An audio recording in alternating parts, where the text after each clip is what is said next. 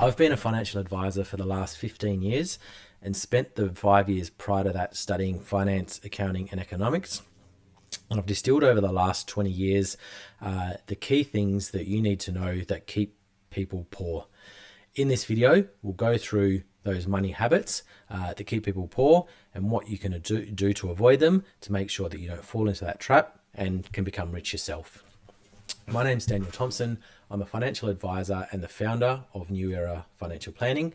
We'll keep this video short. We'll jump straight in and we'll go through those money habits that keep people poor that you can avoid to become wealthy yourself. So firstly, paying yourself last is the big one. This keeps people back and keeps them in that camp of not having enough, not being able to invest and staying poor rather than becoming wealthy. So what we want you to do here is pay yourself first, ideally 10 to 15% of your income, as I go through repeatedly. If you can't do that, just start somewhere, start with what you can, but do it first. So people that pay themselves last, pay their bills first, the expenses, they go out, they enjoy themselves, they try and save what's left, and that's very hit and miss. Sometimes you can, sometimes you can't, and sometimes it's a little bit, sometimes it's a bit more. There's not the consistency there and the consistency required to build real wealth. So following from that, the next habit we find is having bad debt. So you've probably heard of this, things like credit cards, personal loans, car loans. I put Afterpay and those buy now, pay later schemes into this. The reason being, as a lot of you probably know, the interest rate on credit card debts and even personal loan and car loans is high. Credit card debt is astronomical. Yes, credit cards and Afterpay and those type of things are convenient, but it's a slippery slope. Once you get caught in it, it's very hard to get out. The other, even though things like Afterpay and the buy now, pay later might not have interest attached to it, it takes your future money and basically cancels out that previous issue or jumps into that previous issue of paying yourself last. So Afterpay pay themselves first from your future income. Do what you can to buy things out of your savings, build up and buy them. I'm generally a fan of debt when it comes to income producing assets or appreciating assets, not depreciating assets. So we don't want to be using debt to buy those lifestyle type of assets or expenses. So the next thing that holds people back from becoming wealthy, this is a big issue and pretty common, not having a buffer or not having a cash reserve or a buffer.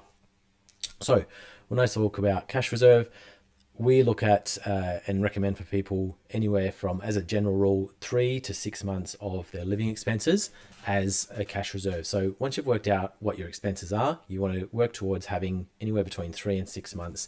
The lower end, if you're single or a couple and there's no dependents and not a lot of liabilities, you might be at that lower end.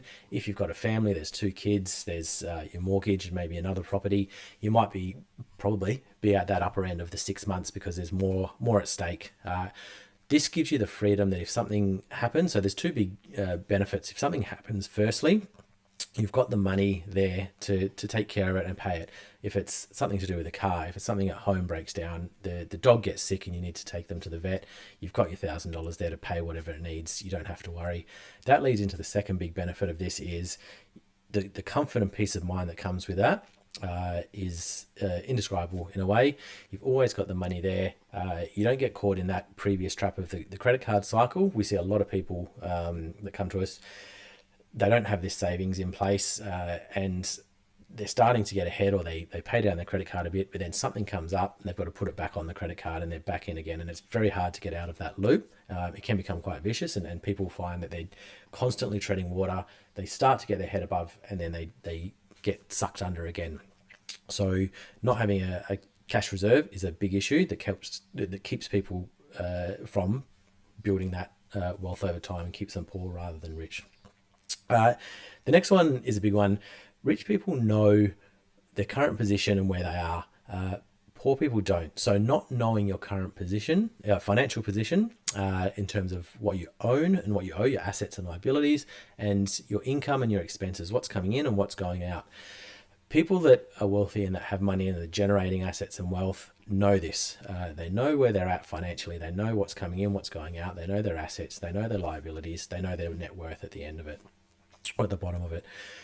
You've got to understand this. If it takes a little bit of education to increase and increase financial literacy and learn and understand it, it's time well spent. It doesn't have to be money well spent. You can jump on YouTube these days. You can go through, go to the library. If you need to buy a $30 book, go and do it. It makes a big difference and will improve your understanding to know this, and then map out where you're at. Even if it's not a great position, you need to know where you are to start and start improving. So the next one's a little bit controversial. A lot of people say having high expenses, yes, keeps people poor, and I agree. This one, though, what I've found personally is having high fixed costs and fixed expenses is what keeps people poor, more than just general or even more than variable costs and expenses. So the big difference and what I find with variable expenses, they can be reduced or cut completely if needed. So this is things like holidays and travel, eating out and that type of thing. That can be stopped, that can be reduced, that can be paused. Fixed expenses can't. So high rents, high mortgage repayments, high leases or loans, high school costs, education costs. Yes, I'm not saying it's necessarily for bad things, but when these high expenses add on, memberships, subscriptions, they're things that can't be reduced or cancelled easily.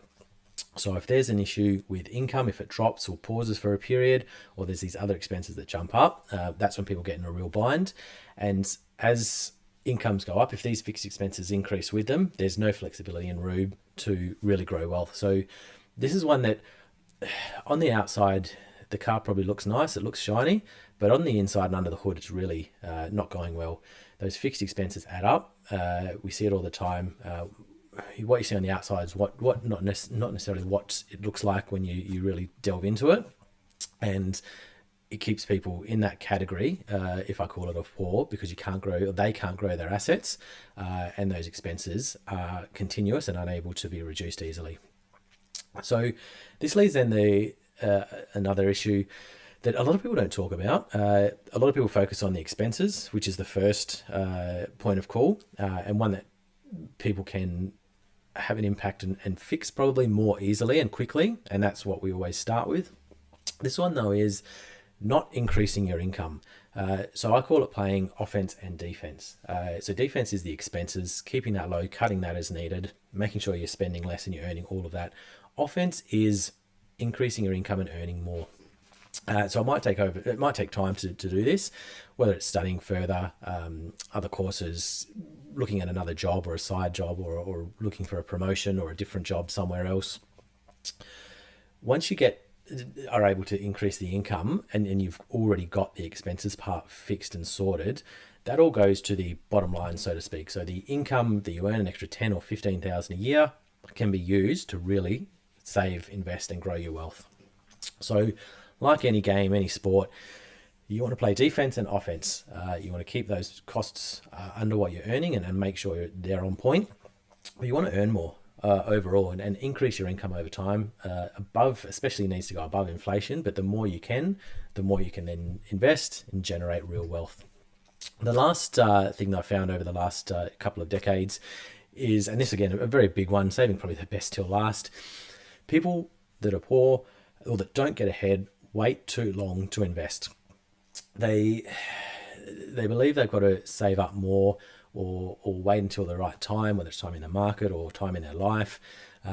They might think that they've got to have a certain amount to start or whatever it might be. But that delay goes from months to years, potentially sometimes into decades. And we see people going through life and not building up these assets to achieve financial independence. So you don't need a big amount to start investing. You don't need to buy $1 million property to get on into the investment game and to start building wealth. The key, start early, start small, and do it regularly. So now, it's like the best time to plant a tree. It was a decade ago. The second best time is now. So start where you are. Once you've got the other things in order, start investing and whether it's property, whether it's shares, whether it's super, those are things that, yes, might need some help and advice on, but it's better to start small, start early, let that compounding effect grow and build over the coming years and decades.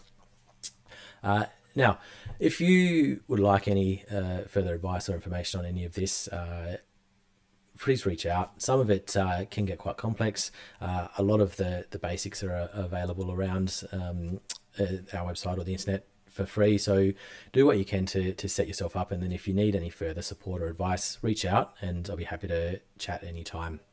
Until then, we'll speak in the next video.